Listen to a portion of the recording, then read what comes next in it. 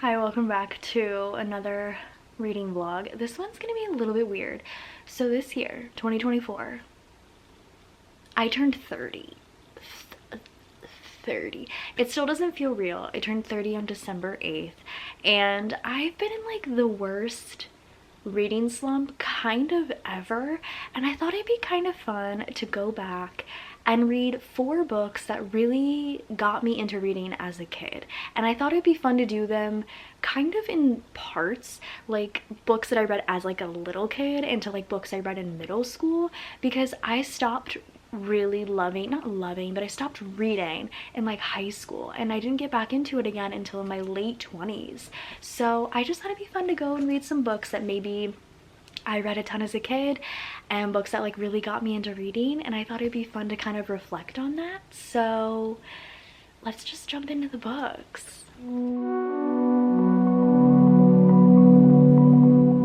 So I am halfway through Double Fudge, and to be fair, I could have finished this entire book last night. It's a children's book. It's super easy to read, but I'm having such a good time with it because like what I remembered about this book were various scenes. Like I remember them going to like the museum where they make money, and I remember them going to the shoe store, and as those chapters are playing out, like I remember them so like viscerally.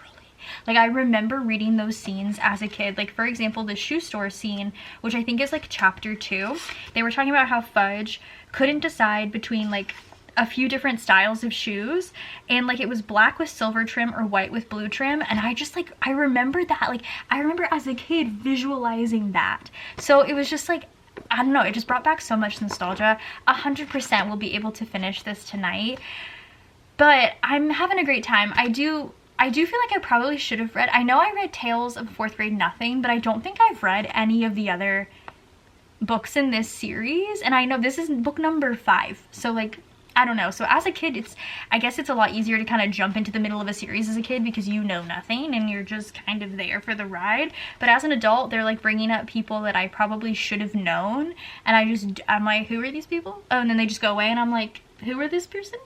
Who were this person? But yeah, this is just feeling super nostalgic, and I'm having a really fun time. And I just remember sitting in bed, and I mean, I'm telling you guys, when I read these books, I read them over and over. It wasn't like a one and done. Like I only had like 6 books in my collection, and I read them over and over and over again. So I just remember this one so vividly, and yeah, I'm having a really good time with it. And I definitely feel like I want Avery to read this series. I think I would have her start with Tales of Fourth Grade Nothing, but this book is just so fun, and especially because Fudge reminds me of like Reagan. Not that she's obsessed with money, but just like how crazy she is. I think Avery would get a kick out of that. So yeah, I'm happy to be back into this, and I'm having a good time with it. Alrighty, so I'm here to update you about Judy Blume's Double Fudge, and I think I'm gonna probably say the same stuff I did when I was halfway through the book, but I remember this book so vividly, especially some of like the certain parts. I just remember reading those so distinctly, and it has to do with the fact that I probably, when I was a kid, I would reread books over and over and over. But yeah, I loved this. I think it's so funny. As a kid, I also just read books in a series completely out of order and just was totally cool with it, because this is the 5th in the series, and I think the only other one that I had read was the 1st. So I missed a huge chunk of time of things happening. But yeah, I don't rate these because they're children's books, but I think this would be such a great book for my kiddos to read. I really enjoyed it. I was like kind of in the middle of a reading slump before this, and so being able to read this so quickly, I think it really just kind of like re-sparked that energy and that want to read, and I really enjoyed it. And I love Double Fudge, and I'm just so happy that I got the opportunity to reread it because it's such a cute book, and I really enjoyed it.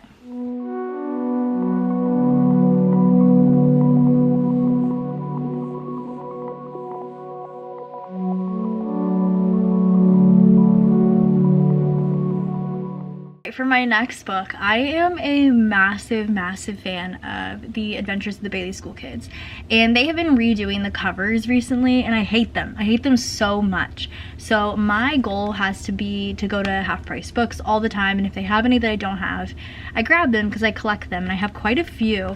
But my personal favorite Bailey School Kids book, I remember this one so specifically because I loved it so much as a kid. I think it's number 13. This one doesn't have the number on it. It could be number 10. Actually, it might even say at the beginning. Hold on. But it is Cupid Doesn't Flip Hamburgers. There was something about this one when I was a kid that I was just obsessed with her. I loved this one, and I love all of them, to be fair, but this one just always stood out to me. So I think I'm gonna read it. It is so short. It is 76 pages. I think I'm gonna be able to read this in like 10 minutes. So I'm gonna read it right now, and I'm really excited to let you guys know my thoughts.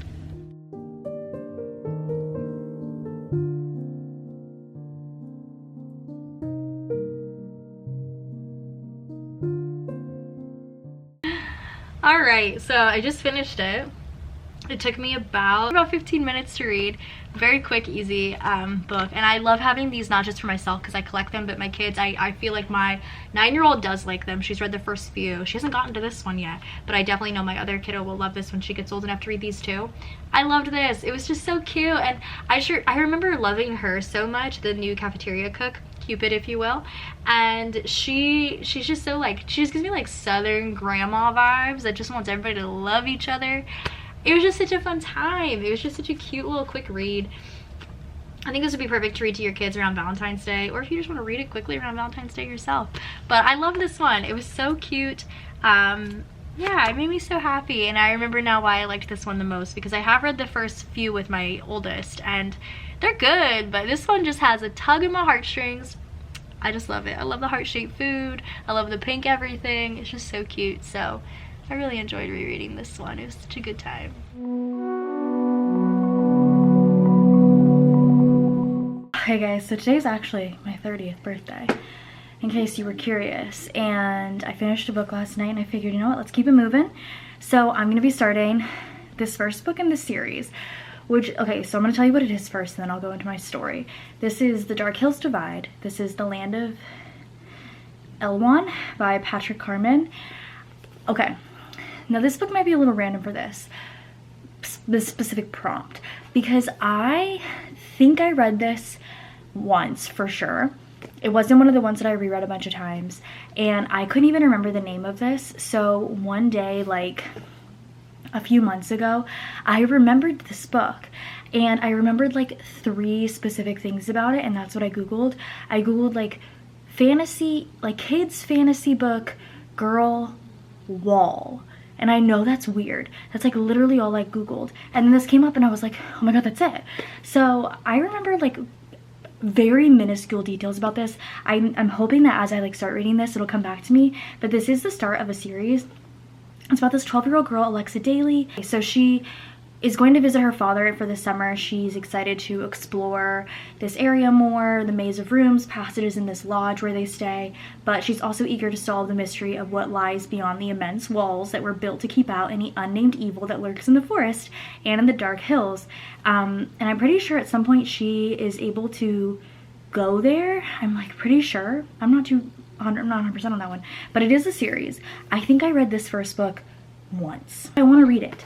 The Land of Elion sounds about right. But yeah, I want to give it a try. It's a little over 200 pages, but I mean the margins, thick, bigger text. I mean it's middle grade children's fantasy. She's 12, middle grade-ish, so I feel like I should be able to get through this one pretty quickly. But this is the only one that was like kind of weird for this vlog, but also at the same time like I wanted to read it again because I wanted to remember it, because I remembered specific details about this. Isn't that weird how that happens? And then you Google it and it's like, oh my god, that is it. Crazy. So I'm starting this one tonight. Alright, so I finished The Dark Hills Divide, The Land of Elyon. I don't think this is the book I was talking about or thinking about at all. I don't know what book I'm thinking about. So if you understand the premise, I was spitting, girl over a wall, comes from royalty maybe, more prestigious family, lives with a family that's not as prestigious over the wall. Let me know, because I don't know what it is. It's not this book though. This book was fine. I feel like it was a really great introductory book to fantasy for children, for young readers. I will be keeping it for my 9-10-year-old. I think she would like this. She is kind of into fantasy. it is not at all what I thought it was. This girl does go over a wall. So basically we're following this girl, Alexa. She is the daughter of like a noble dude. They live in this area, this city, I guess, that is surrounded by walls.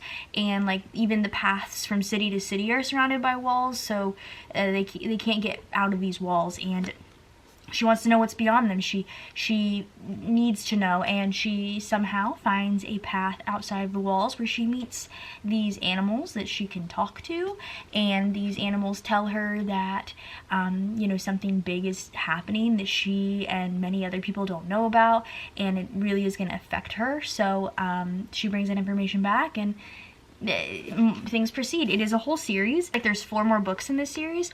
I personally, no plans on continuing the series, but it was fine. It was a cute little children's fantasy book, just not what I was thinking about. So, I don't know, maybe what I was thinking about was a fever dream? Could possibly be. And we'll move on to the last book in this video, which is books that I started really getting into, I would say around 5th grade. I had read just about every single Goosebumps, and I wanted something harder, something spookier. So I moved on to, casually, the Fear Street series. I started reading this series in 5th grade. I remember them feeling like mass market paperbacks. I would get them from my library, and I would just read them so quickly. I remember them being so like grotesque and gross and spooky. I remember being very scared while reading them, which is probably why I enjoy horror now as an adult, because I went immediately from R.L. Stine's Fear Street to Stephen King's Carrie, so it was quite a jump. I got this little box set collection, which is really cute, for either a birthday or Christmas in years past, and I had my kiddo look at all of these covers. It comes with Runaway, what is this one? Secret Admirer, and The Perfect Date, and I had her pick which cover appealed to her the most, and she chose The Perfect Date. So I'm gonna go ahead and start this one. It looks like a really quick read. It does not remind me at all of when I would read these in 5th grade. 5th grade, I swear, they just felt like small little mass market paperbacks, but they felt like 500 pages. This is large, and it's like 150 pages. So I could probably finish this one tonight. As far as I know, it's about this kid named Brady, and he goes on this date. Or no, I think his girlfriend dies in like a gruesome sledding accident, and then it's been a year later and he goes on a date. He's met this girl that he's obsessed with, but he keeps seeing this like scary, scarred figure in the snow. I'm assuming it's the dead girlfriend. So yeah, it says, is Brady being haunted by his past? The answer is probably yes. So I'm gonna read this one tonight and report back, and that's gonna conclude my video, because that's when I kind of stopped reading. I read a lot of Fear Street, and then in 5th grade, the end of 5th grade, I moved to a new school, and I just didn't develop the love for reading as much as I did as a kiddo, and then it came back. So that's good. But yeah, let's get into The Perfect Date. I know. It looks like I'm in the same spot. I know it looks like the same day because I'm wearing the same hoodie. I promise you it's been a whole day. I finished The Perfect Date. Yeah. I don't know. So it did have a lot of the pacing structure and cliffhanger-ness and, like, I guess gore that I had remembered from these Fear Street books. I just remember the endings always being a lot scarier, and I guess if I look at this at a time when I would have read this, so in 5th grade when I'm, what, 10, 11 years old, maybe the ending would have scared me a bit more, but I just thought the ending was comical. So the entire build-up of this book is exactly what I remembered. Like I said, very cliffhanger, very spooky. We're following this guy Brady a year after his girlfriend is like killed, essentially, and it's kind of his fault. Like, he took her sledding or snowboarding or something at the very beginning and essentially like forced her to go down this hill that she did not want to go down, and she gets like mauled by like trees and stuff, and it ends up like scarring her so bad and she dies. That was questionable, but I moved past it. Where a year later, he's in a relationship with another girl who's like perfectly fine in my opinion. But he meets this girl that he's obsessed with, and he's cheating on his current girlfriend so he can go meet up with this girl, this perfect girl, but she's like hella questionable. She's weird. She like says weird things, and like, I don't know, I guess now obviously as an experienced reader, I picked up on a lot of the things she was saying. I was like, oh, spooky, a little weird. The final conclusion was just weird, and not in like a, just almost felt like unexplained. And I guess maybe if you're writing for a younger audience, you don't necessarily have to explain yourself. You can just kind of give them weird answers and they'll just accept them. I felt like the entire pacing of this book was great, and it was really spooky and fun, and then it got to the end and I was like, oh, that's really stupid. Overall, I don't know. It's not the first book in the Fear Street series. I think it's like number 37. But I would be interested in going back and reading maybe like the first few books in the Fear Street series. If you have not watched the Fear Street like 3-part movie special on Netflix, you 100% should. It's really good. I watched it when it first came out last year before. Good stuff. Enjoyed it. This was just like mediocre. So if I have to look back at all of the books that I read for this particular vlog, I would say my favorite has to be the Bailey School Kids book. I feel like those books just hold up. They are like the perfect amount of like spooky creature with just like fun kid vibes, and I just really love them. And I mean, my kiddo has been reading them. She read the first like few and really enjoys them, and so they definitely hold up in my opinion. But the rest of them, I feel like Double Fudge is great. I like Double Fudge, but it's obviously much younger audience. And then The Dark Hills Divide was not what I expected, and this was just like, I was so excited for this one, and it was just like my least favorite, I think. And that's just the way it worked. But yeah, I mean, I can definitely see like reading these books as a kid and just really enjoying them, and I think that's the whole purpose of this vlog, right? So I hope you guys enjoyed my fun little reading journey. Go ahead and subscribe if you're not already, and I'll see you guys in the next one.